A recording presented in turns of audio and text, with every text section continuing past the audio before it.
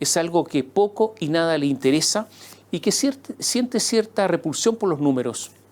No solo eso, los objetivos de este gobierno, ¿cuáles eran? Eran una nueva constitución, el feminismo, la política exterior turquesa, ¿se acuerda de eso?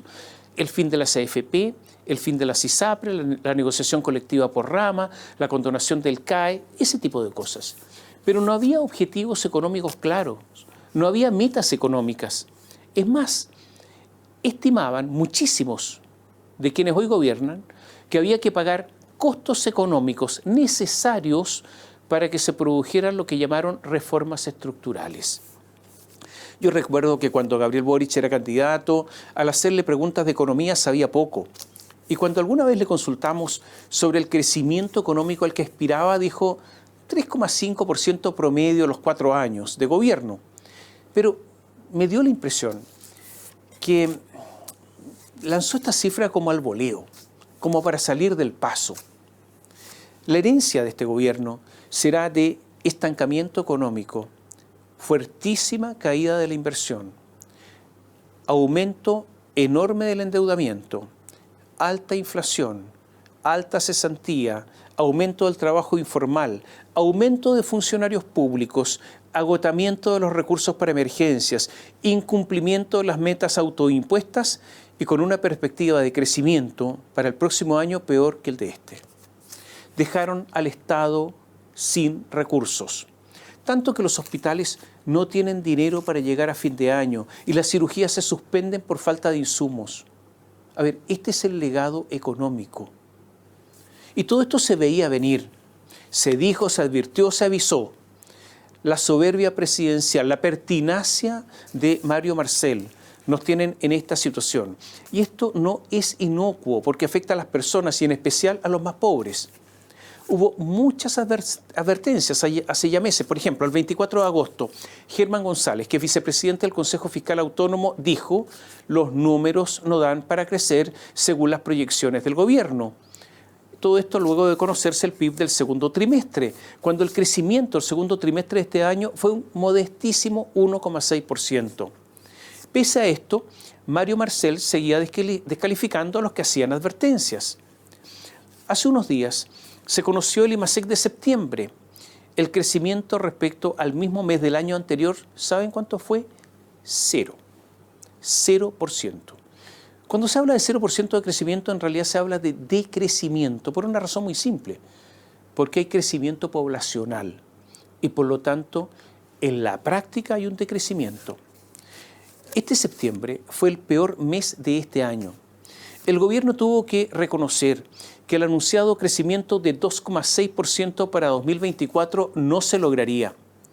Algunos dicen que el crecimiento será de 2,3%, 2,2%, y otros que dicen que incluso puede ser menos. Parece a lo mejor poca la diferencia, pero no lo es, porque esto tiene un fuerte impacto en los recursos disponibles por el Estado. Es una cifra muy decepcionante, dijo un derrotado Mario Marcel.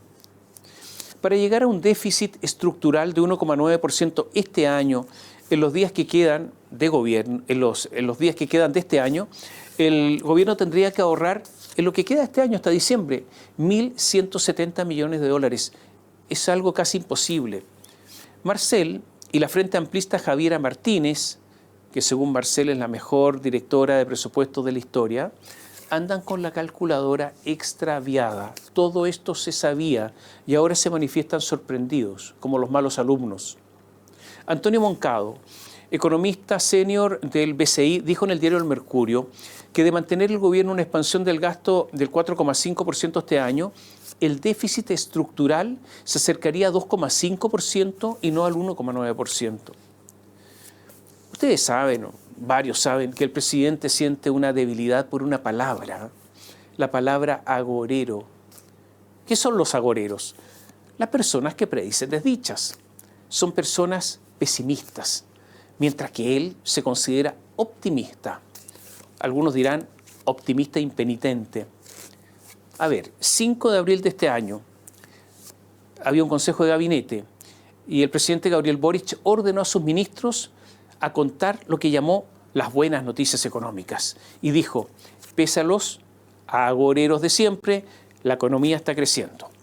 29 de septiembre, hace poco más de un mes, Boric dijo, proyectamos un crecimiento de 2,6% pese a los diagnósticos agoreros que creceríamos 1,5%. 16 de octubre, hace menos de un mes, vamos a crecer. Por supuesto que este año creceremos al 2,7%, lo dijo hace menos de un mes. Y dijo, los que dijeron que creceríamos menos se equivocaron. Por supuesto que no reconocen que se equivocaron, no importa, no se trata de eso. Pero noten que podemos superar los pronósticos agoreros. Yo no sé quién diablos le mete en la cabeza al presidente Boric todos estos pronósticos errados.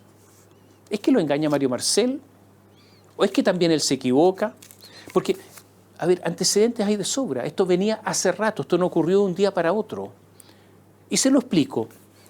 El Banco Central había señalado un crecimiento del 2,5%. El Fondo Monetario Internacional también del 2,5%. El Banco Mundial de 2,4%. Yo diría, o me pregunto, ¿en qué galaxia funciona esta gente?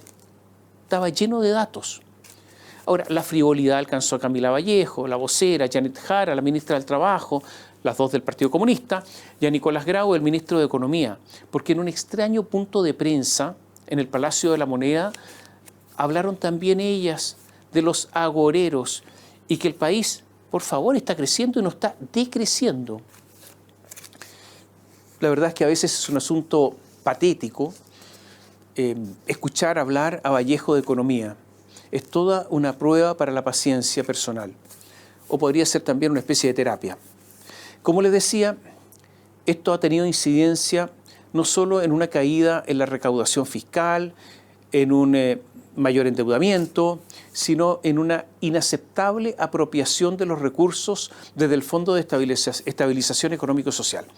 Este Fondo de Estabilización Económico-Social es un fondo para emergencias, para enfrentar, por ejemplo, crisis económicas internacionales, catástrofes como terremotos. Pero nada de eso ha ocurrido. En enero, Mario Marcel le pegó un manotazo de 800 millones de dólares. El segundo manotazo ocurrió en junio y fue de 607 millones. Y el tercero fue ahora, recién en octubre. 1.000 millones de dólares se llevó Mario Marcel. ¿Y por qué? Porque hay déficit no previsto. Yo creo que sacar dinero de ahí es ilegal, porque no hay emergencia y porque es de una enorme irresponsabilidad dejar al país desnudo ante emergencias. Hace poco se dio a conocer el IPC, la inflación del mes de octubre. Fue de un 1%, mucho más que el 0,6% que proyectaban los analistas.